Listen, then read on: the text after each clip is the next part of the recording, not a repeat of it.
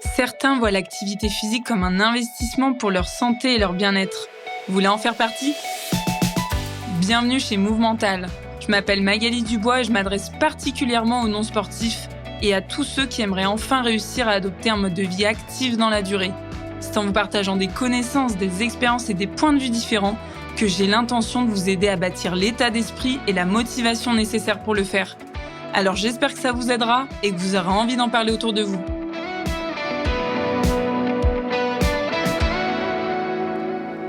En quoi le regard des autres manipule-t-il votre comportement ? Bienvenue à vous dans ce nouvel épisode. Aujourd'hui, j'ai envie de vous parler du regard des autres, sujet qui peut être à la fois un moteur, mais également un frein pour beaucoup d'entre nous quand il s'agit de pratiquer une activité physique dans un groupe, au sein d'un cours collectif, dans une équipe, etc. Et pour vous parler de ça, j'ai envie de vous relater l'accompagnement que j'ai eu avec une patiente il y a quelques mois déjà. À cette époque, je travaillais au Centre Léon Bérard, qui est un centre de lutte contre le cancer. Mon rôle, c'était d'accompagner les patients à avoir une activité physique qui soit la plus régulière possible. Donc j'étais là pour répondre à leurs questions, pour les sensibiliser, pour les conseiller, pour les faire pratiquer, etc. Et l'une des patientes que je connaissais déjà vient me voir, appelons-la Hélène pour simplifier la suite de mon récit, pour m'expliquer qu'elle rencontre des difficultés dans sa pratique, qu'elle ne sait pas trop si c'est normal ce qu'elle est en train de vivre. En fait, elle est en cours de step, et en cours de step, elle a la nausée parfois, elle en arrive à avoir la tête qui tourne, et elle se demande si c'est normal de vivre tout ça. Alors je sais que certaines personnes recherchent ça, mais là clairement c'était pas trop ce qu'elle recherchait, et je sentais bien que c'était désagréable pour elle, et qu'elle voulait trouver des réponses par rapport à ça. Petite parenthèse pour ceux qui ne connaissent pas le step, c'est une marche surélevée sur laquelle on va pouvoir enchaîner des mouvements chorégraphiés sur une musique qui est rythmée, et ça peut être des montées de genoux par exemple. Et la grande difficulté quand on se met au step, c'est que déjà il faut suivre le prof qui est face à nous, donc qui est en miroir par rapport à nous, donc il n'est pas placé dans le même sens, ça veut dire qu'il faut essayer de mimer ce qu'il fait en le regardant, ce qui n'est pas évident. En plus de ça, ça demande de la coordination, du cardio, de suivre un rythme, donc d'entendre le rythme de la musique. Ça demande également de se repérer dans l'espace par rapport au step, pouvoir tourner sur soi-même et revenir au bon endroit par rapport au step. Et l'autre difficulté, c'est que dans un cours de step, il y a d'autres personnes qui font exactement la même chose que nous, et on peut rapidement et facilement voir quand quelqu'un se trompe, puisque il suffit de pas suivre le rythme de la musique, de louper la marche, ou bien de pas réussir à faire un mouvement, et ça se voit ça. Et c'est ça qui peut être difficile, c'est parce qu'on peut rapidement se comparer aux autres. Mais pour les personnes qui débutent le step, ou qui songent à démarrer le step, ou qui ont un a priori par rapport à cette activité, moi je vous conseille vraiment d'oser vous lancer et d'oser tester ce type d'activité, parce que vous allez progresser sur toutes ces caractéristiques que sont la coordination, le cardio, la gestion de votre corps dans l'espace, le regard des autres aussi, mais on va y venir, on va en parler tout au long de cet épisode. Mais tous ces paramètres-là que vous pensez parfois figés dans le temps, parce qu'il y a beaucoup de personnes qui viennent me voir et qui me disent « Ah non, mais c'est pas pour moi le step » ou « C'est pas pour moi la Zumba » ou toutes ces activités-là, il y a trop de coordination, je suis pas coordonnée. Bah oui, mais peut-être que c'est parce que vous travaillez pas la coordination. Je pense qu'il faut se lancer, il faut tester et il faut le faire sur un certain temps. Il faut persévérer si vous voulez voir des résultats. Je ferme cette parenthèse, parce que c'est pas le sujet de la suite de l'épisode. Mais pour en revenir à Hélène, ce qui se passait, c'est que pour elle, c'était intense ce cours-là, et qu'elle avait du mal à tenir cette intensité jusqu'au bout. Et avec ma casquette d'enseignante en activité physique adaptée, donc mon rôle, en tout cas, je suis en mesure d'accompagner des personnes qui ont des difficultés particulières, qui ont parfois une maladie, un handicap, et qui peuvent pas toujours pratiquer dans un cadre classique, qui vont avoir besoin en fait d'adaptation. Donc ça va être à moi de veiller à m'adapter à leurs capacités, leurs besoins, à leurs envies, pour faire en sorte que la pratique que je leur propose soit sécuritaire et soit, on va dire, la plus bénéfique possible. Et donc avec cette casquette-là, moi ce que j'ai envie de faire avec Hélène, c'est de vérifier déjà à quel point elle arrive à gérer son effort, comment elle s'y prend pour gérer son effort. Et si vous êtes en train de m'écouter, mettez pause, réfléchissez un instant pour trouver quels sont les signaux qui vont vous permettre de savoir, vous, quand vous êtes en train de fournir un effort, si vous en faites trop, ou au contraire, si vous en faites pas assez. C'est important de détecter tout ça, parce que notre corps nous envoie tout un tas de signaux qui nous permettent vraiment de nous ajuster nous-mêmes par rapport à l'effort.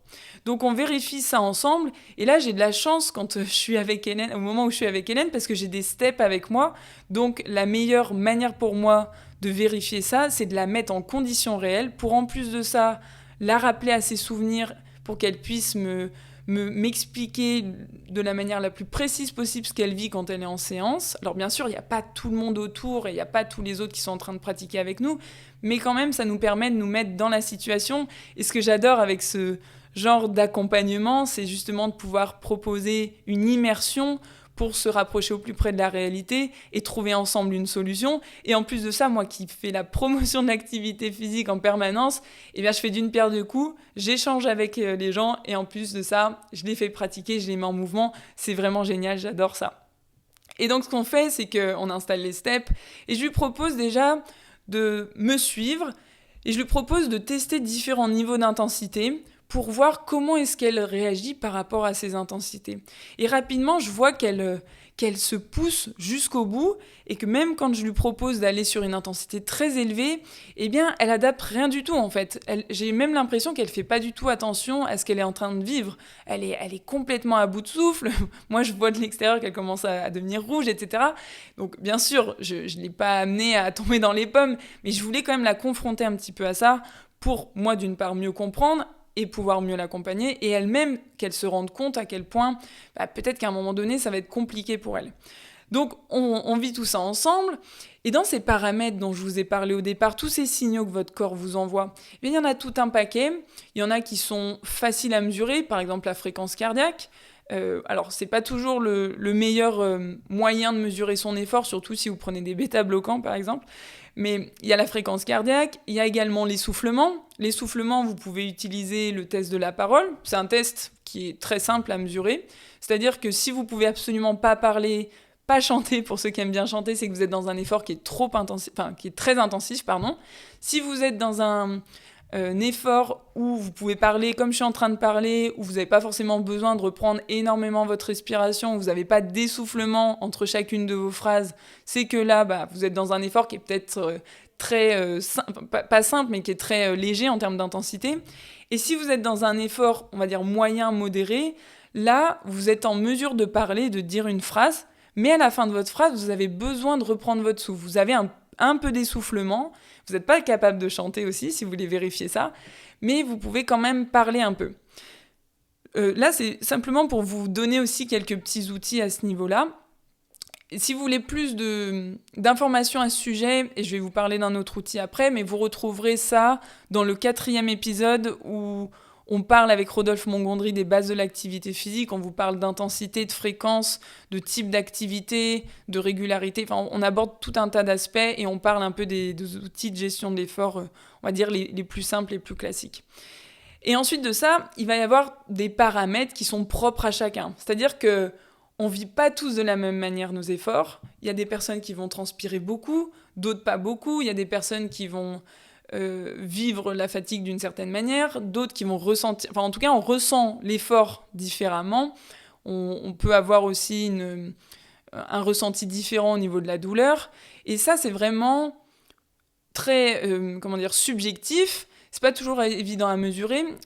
Un test que vous pouvez utiliser, enfin une échelle que vous pouvez utiliser pour mesurer la perception de votre effort, c'est l'échelle de Borg, et justement j'en parle dans l'épisode 4. Je la rappelle rapidement pour ceux qui ne connaissent pas ça. C'est une échelle qui va de 0 à 10. 0, c'est comme si on faisait aucun effort. 10, ça représente un effort qui est vraiment maximal. Et quand vous êtes en cours d'effort, plus vous êtes vers 10, plus vous êtes dans une intensité élevée. Au milieu, 4, 5, 6, on est dans une intensité moyenne, modérée. Par rapport au test de la parole, on a un peu d'essoufflement, mais on est quand même capable de parler. Et puis près de 0, c'est comme si on faisait rien, presque assis sur une chaise.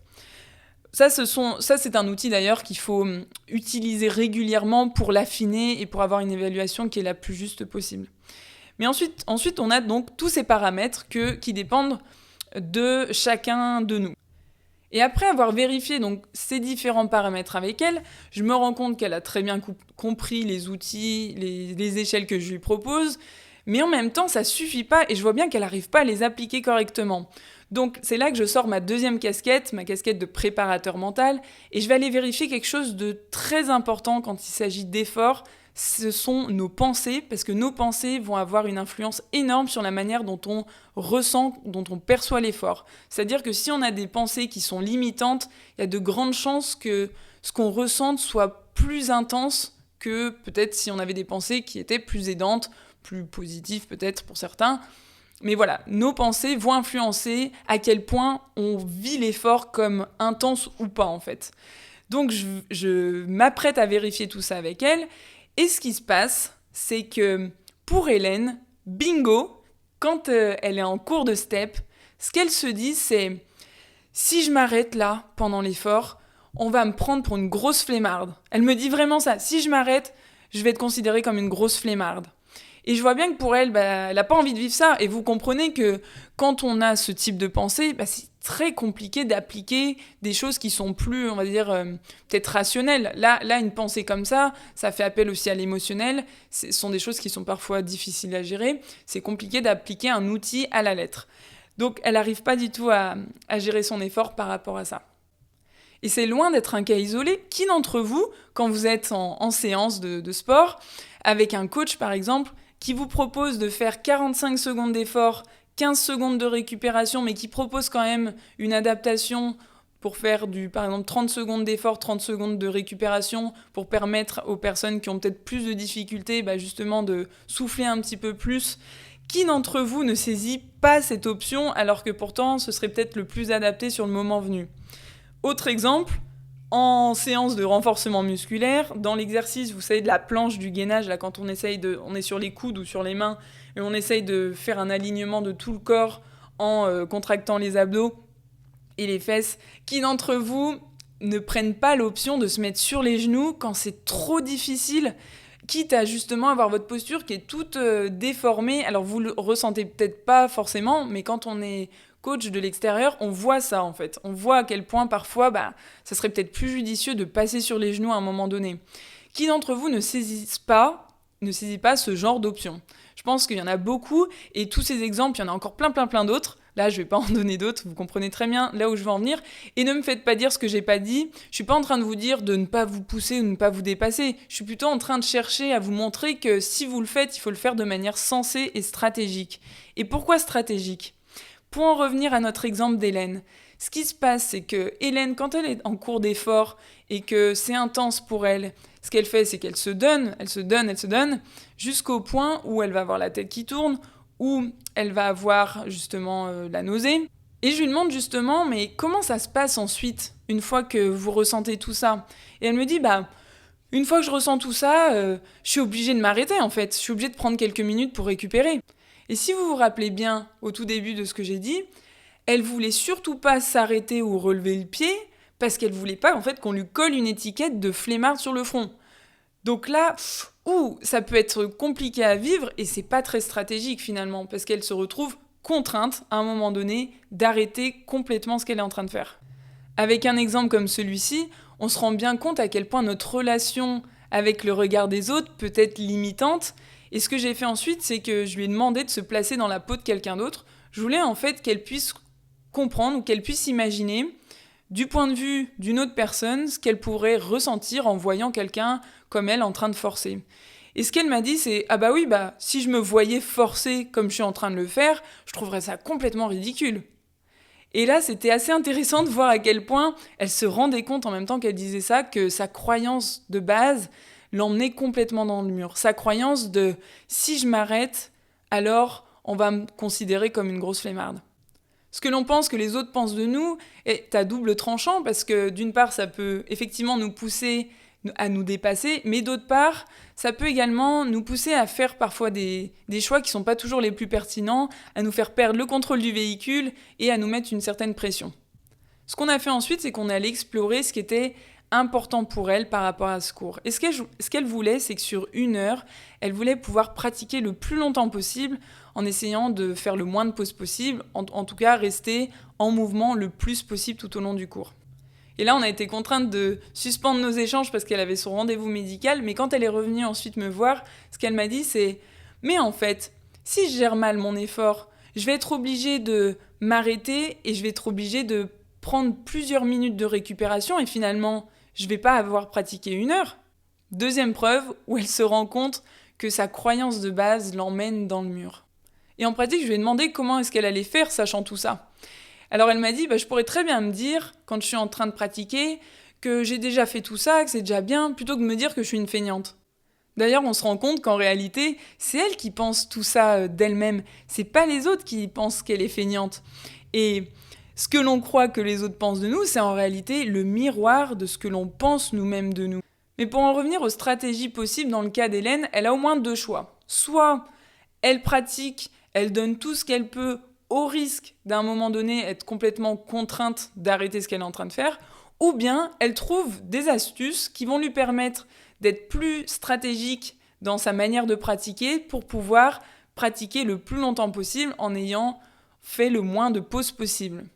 Et vous comprenez avec tout ce que je viens de vous dire que c'est vers ça que j'ai envie de l'amener, puisque son objectif à elle, c'est d'être en mouvement le plus possible. Donc elle a eu idée d'agir sur ses pensées. J'ai pas du tout, je suis pas là pour dire si ses pensées étaient les meilleures ou pas. En tout cas, ça semblait lui convenir. Donc ce qui s'est passé, c'est que 3 semaines après, parce que nos échanges se sont arrêtés, 3 semaines après, elle est revenue me voir. Et elle avait pu pratiquer donc 3 cours entre-temps. Elle était super contente d'elle parce qu'elle m'a dit j'ai réussi à pratiquer chacun des cours jusqu'au bout. J'étais trop fière de moi, je suis trop contente de ça.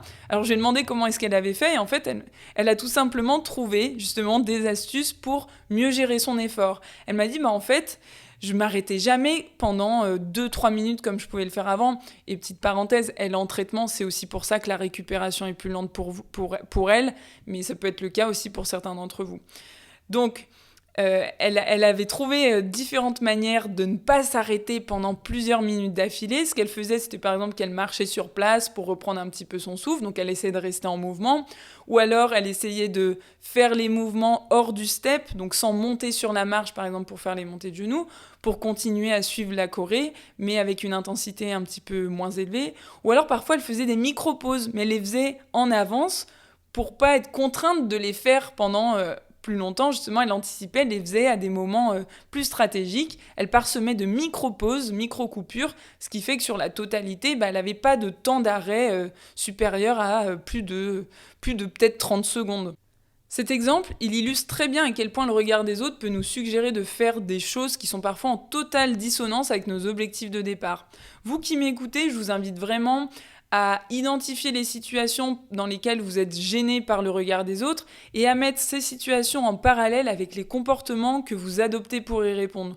Est-ce que ces comportements que vous adoptez, ils sont en adéquation avec vos objectifs ? Est-ce qu'ils sont sensés ? Est-ce qu'ils sont stratégiques ? Posez-vous toutes ces questions. Et si, avec tout ça, vous rencontrez des difficultés dans votre pratique de l'activité physique, alors je vous invite à vérifier si Movemental est fait pour vous. Vous pouvez vérifier ça dans la description de l'épisode que vous êtes en train d'écouter ou dans chacun des épisodes. Vous cliquez sur le lien, vous remplissez le petit formulaire, ça vous aidera à voir si justement Movemental est fait pour vous, si je suis en mesure de vous accompagner là-dessus, parce que moi ce que j'ai envie, c'est qu'il y ait autant de personnes comme Hélène qui continuent de pratiquer avec du plaisir et qui ressentent de la fierté dans leur pratique, qui sont contentes d'elles-mêmes, et je suis sûre que vous aussi vous pouvez y arriver, alors décidez d'agir maintenant pour votre santé et votre bien-être, et je vous retrouve très vite la semaine prochaine pour le prochain épisode. Merci pour votre écoute, à bientôt, ciao.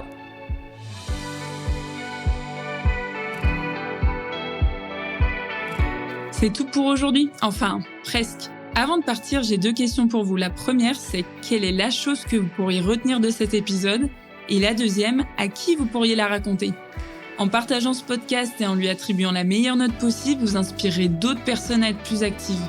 Et comme votre avis compte beaucoup pour moi, n'hésitez pas à me faire part de vos réflexions, j'essaierai de vous répondre. À bientôt !